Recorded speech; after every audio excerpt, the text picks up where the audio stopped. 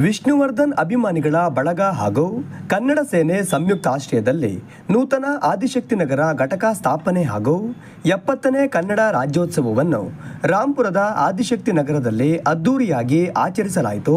ಕನ್ನಡ ಸೇನೆ ಜಿಲ್ಲಾಧ್ಯಕ್ಷ ರಾಜೇಗೌಡ ಅವರು ಭುವನೇಶ್ವರಿ ದೇವಿಗೆ ಪುಷ್ಪಾರ್ಚನೆ ಮಾಡಿ ನಂತರ ಕನ್ನಡ ಧ್ವಜಾರೋಹಣ ಮಾಡುವ ಮೂಲಕ ಕನ್ನಡ ರಾಜ್ಯೋತ್ಸವಕ್ಕೆ ಚಾಲನೆ ನೀಡಿದರು.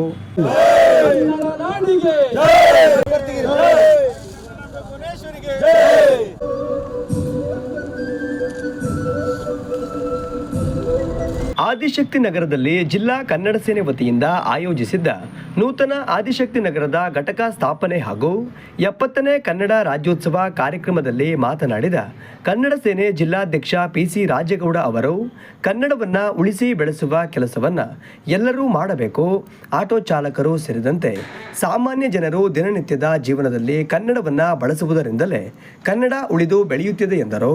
ನಿಜವಾಗ್ಲೂ ಇವತ್ತು ಇಲ್ಲಿ ಒಂದು ನಮಗೇನು ಖುಷಿ ಅಂತಂದರೆ ಕನ್ನಡದ ಬಗ್ಗೆ ಎಲ್ಲೋ ನಶಿಸಿ ಹೋಗ್ತೈತೆ ಅಂತ ಆದರೂ ಒಂದು ಅಂಗವಿಕಲವಾಗಿದ್ದಂಥ ನಮ್ಮ ಶರತ್ ಅವರು ಮತ್ತು ಸೀನಾ ಅವರು, ನಮ್ಮ ಅಭಿಮಾನಿ ಪುನೀತ್ ರಾಜ್ಕುಮಾರ್ ಅಭಿಮಾನಿ ಸಂಘದ ಫಯಾಜ್ ಅವರು ಮತ್ತು ಅನೇಕ ಗಣ್ಯರಿಲ್ಲಿ ಅವರು ಒಳಗೊಂಡಂತೆ ಗ್ರಾಮ ಪಂಚಾಯತ್ ಸದಸ್ಯರುಗಳು ಇವರೆಲ್ಲ ಸೇರಿ ನಾವು ಕನ್ನಡದ ರಾಜ್ಯೋತ್ಸವ ಆಚರಿಸ್ಬೇಕು, ವಿಜೃಂಭಣೆಯಿಂದ ಮಾಡಬೇಕು.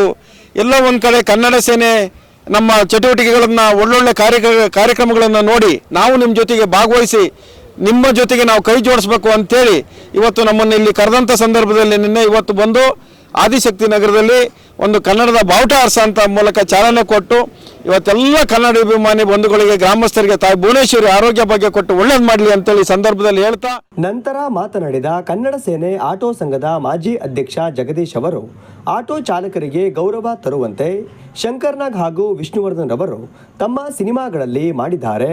ಕನ್ನಡ ರಾಜ್ಯೋತ್ಸವವನ್ನು ಆಟೋ ಚಾಲಕರು ತಮ್ಮ ಒಂದು ದಿನದ ದುಡಿಮೆಯನ್ನ ಬಿಟ್ಟು ದುಡಿಮೆ ಹಣವನ್ನ ನೀಡಿ ಎಲ್ಲ ಗಲ್ಲಿಗಳಲ್ಲಿ ಆಚರಿಸುತ್ತಿದ್ದಾರೆ ಎಂದರು. ಪುನೀತ್ ರಾಜ್ಕುಮಾರ್ ಕೂಡ ಕೋಟ್ಯಾಧಿಗಳನ್ನು ಅವ್ರು ಮಾಡಿದ್ದ ಹೆಸರು ಉಳಿತು.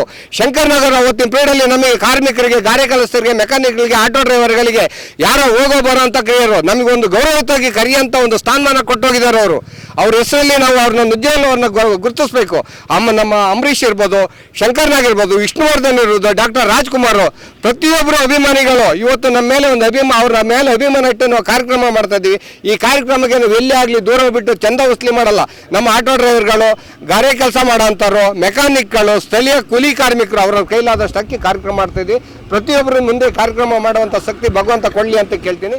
ಶರತ್ ಕನ್ನಡ ಸೇನೆ ಅಧ್ಯಕ್ಷರಾಗಿ ಆಯ್ಕೆಯಾದರೆ ಉಪಾಧ್ಯಕ್ಷರಾಗಿ ಫಯಾಜ್, ಕಾರ್ಯದರ್ಶಿಯಾಗಿ ಶೇಖರ್, ಉಮೇಶ್, ಸಾದಿಕ್ ಸೇರಿದಂತೆ 20ಕ್ಕೂ ಹೆಚ್ಚು ಪದಾಧಿಕಾರಿಗಳು ನೇಮಕಗೊಂಡರು.